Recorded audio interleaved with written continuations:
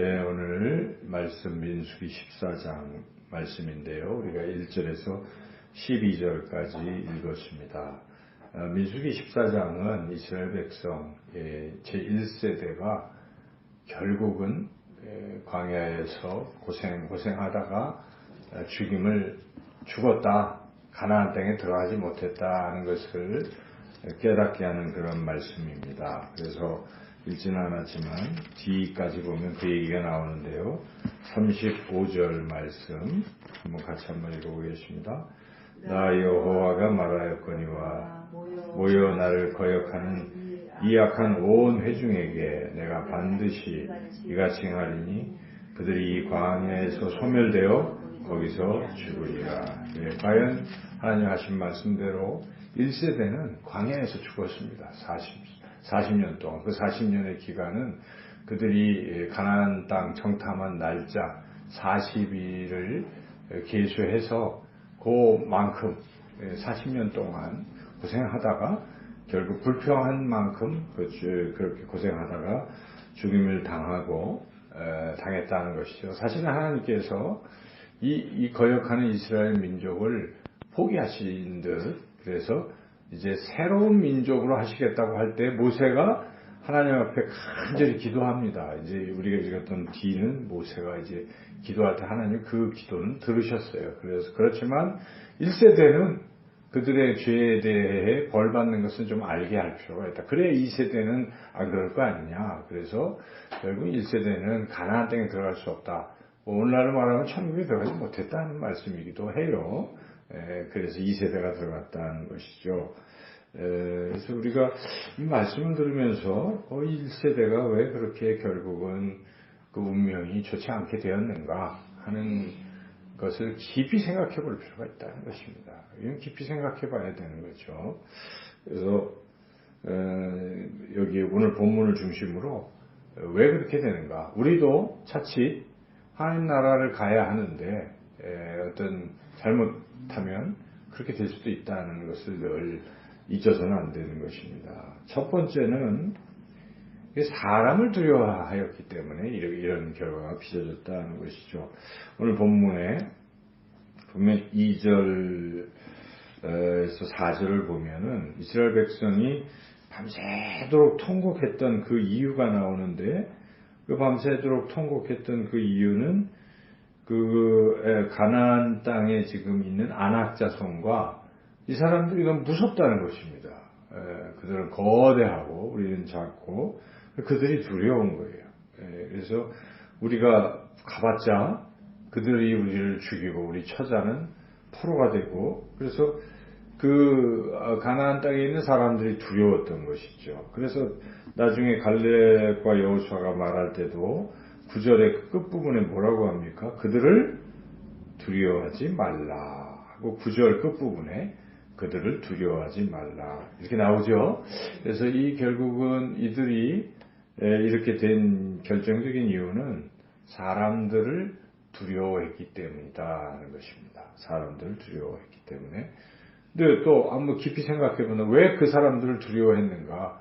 그 사람들이 힘이 세고 그래서 싸움도 잘하고 수도 많고 군사력도 강한 것 같아서 그랬다는 게 1차적인 이유긴 하지만 또 깊은 이유는 그럴지라도 하나님이 함께 하시면 그러니까 하나님을 빼놓고 생각하기 때문에 그렇죠. 그래서 두려워하는 것의 또 깊은 이유는 하나님을 불신하거나 하나님을 빼놓고 생각할 때 이런 결과가 빚어지는 것입니다. 그래서 우리가 이 사람만 자꾸 놓고 환경만 놓고 생각하면 안 돼요. 거기에는 하나님이 계시다. 하나님의 변수가 더 중요한 거니까 항상 이걸 생각하는 사람이 하나님 믿는 사람이고 그리스도인인 것입니다. 우리가 왜 그리스도인입니까? 예수님이 계시다. 나와 함께 하신 분을 믿기 때문에 우리가 그리스도인이라고 하는 거지. 그것도 안 믿고 그 존재도 생각하지 않는다면 아닌 거예요. 그래서 우리 삶에서 드러나거든요. 사실 우리가 평소에는 몰라요. 그냥 평소에는 취미생활하듯 교회도 나오고 남들 얘기하니까 교인들끼리 있을 때는 얘기할 수 있어요. 하나님이 함께 하십니다 하다가 막상 자기 삶에 딱 들어가면 아무도 안 볼 때 자기가 급박한 상황에 처할 때는 눈에 안 보이니까 하나님이라는 변수를 딱 빼버리는 것입니다. 그러다가 믿지 않는 사람들 막 얘기하면 그거 따라가는 거예요. 그리고 또 심지어 믿는 사람들 믿는다고 하는데도 제대로 안 믿는 사람 얘기를 또 듣게 되면 어떻게 됩니까? 그대로 가는 거예요. 그러니까 여기 이 백성들이 그렇게 된 결정적인 이유는 그들은 하나님의 백성이라는 것도 알고 또 하나님을 믿는다고도 했어요. 그리고 쭉 하다가 지금 아주 위기에 딱 봉착하니까 그 다음에 하나님을 잊어버린 것이죠. 결정적인 순간에. 그래서 당시 열정당군이 막 얘기하니까 그래 맞아 하고 그 얘기 들어버리는 것이라는 것입니다. 그래서 사람을 두려워하는 이유는 하나님을 빼놓고 생각하고 또 거기에 더 부채질하는 사람 그런 얘기를 하는 사람의 말을 자꾸 듣게 되는 것이죠. 그래서 열정당군의 이야기를 들어서 결국은 이 백성은 그렇게 됐다 하는 것이죠. 그래서 우리가 잘 들어야 돼요. 잘 들어야 돼요. 누구의 말을 들을 것인가? 하나님의 말씀을 들어야 돼요. 세상적으로 아무리 그럴듯해도 상황이 그럴듯해도 세상의 상식을 따라가면 절대 안 됩니다. 그거는 불신자죠. 그건 뭐 하나님 없는 거 같은 거 아니겠습니까? 더군다나 교회가 어떤 문제를 결정하고 또 나갈 때 뭐 전혀 하나님 없이 하나님의 변수 없이 우리 다 상식으로 다 했으니 안 된다 이래버리면 안 되잖아요. 근데 그런 사람들 말을 또 다수결이라고 따라버리면 더 이상 교회 공동체는 아닙니다. 거기는 하나님이 안 계신 거예요. 하나님이 주인이 아닌 것입니다. 그래서 우리가 늘 생각해야 돼요. 교회에서는 민주주의 아닙니다. 항상 우리가 자칫 잘못 생각해요. 교회는 우리끼리 해서 모든 게 그렇게 결정되는 것은 참 오해를 해. 그러면 안 됩니다. 목사가 결정하는 것도 아니고 누가 결정하는 것도 아니고 다수결이 결정하는 것도 아니고 누가 결정해야 됩니까? 하나님이 결정하세요. 하나님 무엇으로 결정하십니까? 하나님의 말씀으로 결정하시는 거예요. 그래서 하나님의 말씀으로 우리가 어떻게 알겠습니까? 성경을 부지런히 읽어야 되는 것은 물론이고 말씀을 붙들고 기도해야 돼요. 기도하면 하나님 분명히 말씀하십니다. 여러분 기도하는데도 하나님의 음성을 못 듣는다고 하신다면 그는 하나님을 안 믿는 거예요. 하나님께 길을 열지 않고 있는 사람이에요. 그래서는 안 되는 것이에요. 그래서 우리가 항상 어떤 중대한 일이 있을 때 우리가 기도합시다 하고 기도를 결정하는 거예요. 저는 아주 우리나라에 아주 훌륭한 한경직 목사님 계시잖아요. 그분도 뭐 과거의 잘못을 늘 후회하고 신사참배한 것에 대해서 늘 사죄하신 분이지만 그러나 그 남은 인생에서는 정말 존경받는 그러한 위대한 목회자였는데 그분이 하는 것 중에 하나가 교회에서 이제 당회가 있잖아요. 장로들과 교회 문제를 이렇게 얘기할 때 이렇게 얘기를 해요. 그러면 반대해요. 그러면 네 기도합시다. 그리고 한 주간 미뤄요. 또 다음 주에 기도하고 또 이렇게 또 반대하면 기도합시다.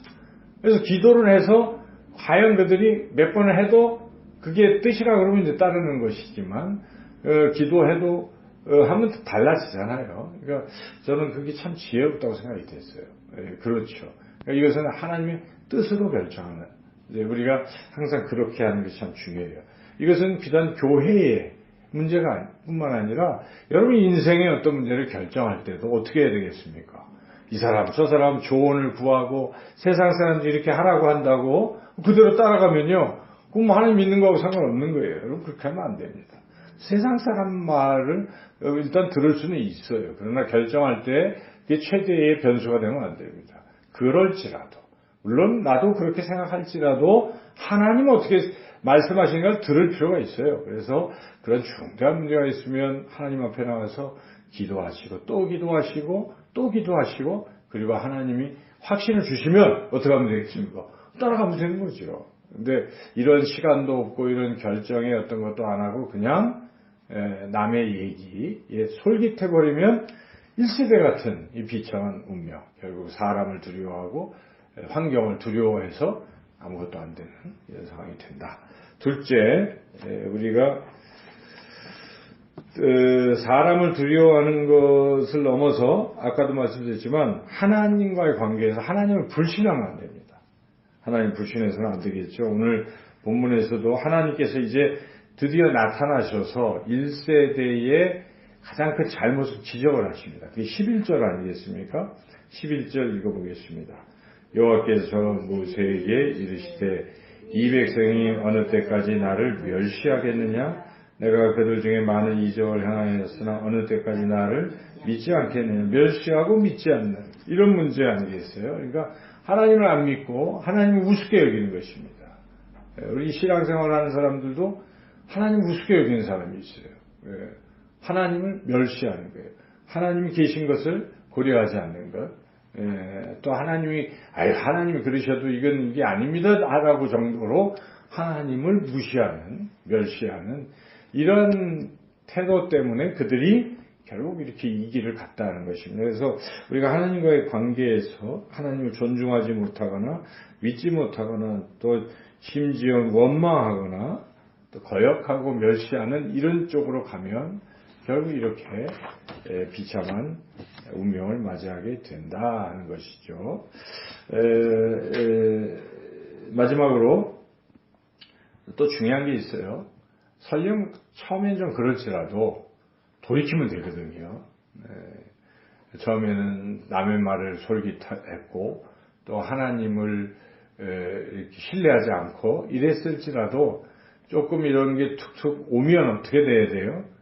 그 다음에는 이게 잘못했구나 하고 빨리 돌이키면 되는데 이 때를 놓치는 사람이 있어요. 때를 놓치면 결국 안 된다는 것이죠. 이 1세대는 때를 놓쳤습니다. 이 때를 놓쳤죠. 그래서 하나님이 이런 말씀하실 때는 이미 때를 놓친 거예요. 11절 읽어보겠습니다. 여호와께서 모세에게 이르시되 이 백성이 어느 때까지 나를 멸시하겠느냐? 내가 그들 중에 많은 이적을 행하였으나 어느 때까지 나를 믿지 않겠느냐? 어느 때까지라는 이 표현은 하나님 그동안 기다리셨다는 것입니다. 인내하시고 또 인내하시고 하나님 참으시는 분이시거든요. 오래 참으시고 인내하시는 하나님. 그런 하나님께서 기다리셨건만 때를 놓쳐버린 것입니다. 니네들이 어느 때까지라는 표현 속에는 때를 놓쳤다는 말씀입니다. 때를 놓쳤다는 것입니다. 그래서 기회는 놓치면 끝이에요. 여러분. 은혜 받을 만한 때에 받으라는 것입니다.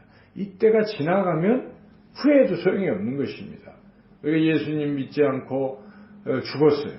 근데 이제 천국 지옥행이 결정이 돼서 가보니까 그때 가서 이제부터 어떻게 다시 해보겠습니다 해도 때는 지나간 것입니다. 저는 그런 생각을 해요. 우리가 하나님께 충성 봉사할 때도 많지 않은 거예요. 몸이 골골하다 보면 어떤 생각이 듭니까? 내가 계속 할 수 있는 게 아니잖아요. 건강할 때 해야 돼요. 여러분 2다리로 열심히 걸어 다니실 때 분주히 오시는 거예요. 그죠? 봉사하시는 게 힘이 있을 때까지 하시는 거예요. 그때는 하고 싶어도 못하는 것이죠. 그래서 우리가 하나님 내게 기회를 주실 때 하는 것이죠. 믿음도 마찬가지라는 것입니다. 이스라엘 백성을 1세대를 향해서 하나님이 계속 출애굽할 때부터 시작해서 계속 기회를 주셨건만 그들은 계속 원망하고 우리 민수기 말씀 보니까 물이 없네, 먹을 게 없네, 덥네, 춥네, 등등등 이렇게 하다가 결국은 이 시점에 이르러서 바로 가나안 땅에 들어가기 일보 직전 가데스 바네아까지 왔는데도 여기서 돌아가자 한 것입니다. 이 결정적인 거예요. 이제 돌아가자. 애굽으로 돌아가자. 하나님이 세우신 모세도 바꿔치우자. 지휘관도 새로 뽑자. 새로 가자. 이제는 하나님과 상관없이 우리끼리 가겠다라고 결정한 것이죠. 이 결정적으로 이들이 이렇게 되므로 결국은 이들은 이런 운명을 맞이했다. 그래서 우리는 지금은 은혜 받을 때입니다. 지금 우리가 회개하면 이 말씀을 듣는 순간 우리가 회개하면 하나님은 언제든지 품어주시는 둘째 아들을 품듯이 품어주시는 것이지만 이것도 때가 있는 것입니다.